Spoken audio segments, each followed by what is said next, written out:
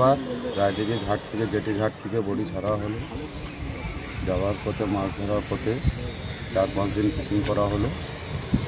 ফেরার পথে আবার শুক্রবার সকাল 8টার দিকে ফেরার পথে দুর্ঘটনা হয়ে যায়। বড়িতে চেপে পাইপ ফেটে গিয়ে জল ঢুকে যায়, বড়ি পুরো আচমকায় পুরো জলে ঢুকে যায়। বড়িটা বসে যায় হঠাৎই। লোকজনকে সবাইকে আচমকাই ছিল যে ফিরে এসছি, ওপরবেলার ডানের ওপর দিয়ে এসছি। এখন লোকজনগুলো যারা আছে অসুস্থ, কেউ হালকা অসুস্থ হয়েছে, কেউ সুস্থ আছে। মাছ নিয়ে ফিরছিলেন? মাছ নিয়ে ফিরছিলাম। তবু কত মাছ পরিমাণ? তাও 100 কেজির মতন মাছ ছিল বড়িতে। বড়িটা তারপরে বসে যাচ্ছিল। হঠাৎই বসে গেল? হঠাৎই বসে। কীভাবে জানতে পারলেন?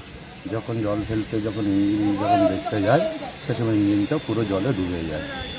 ঠিক আছে, এবার পাশে কী করবে, এবার লোকজনকে ডেকে ওয়ারলেসে দুটো বড়ি পাশে এলো, লোকজনগুলো সব পাশে তুললো। এই বড়িটা বসে গেল আর চলে গেল। আপনার নাম? কার্তিক দাস। এই বোর্ডের কী করতে আমি? বোর্ডের মাঝি ছিলাম। 7908725 লাস্টে 55।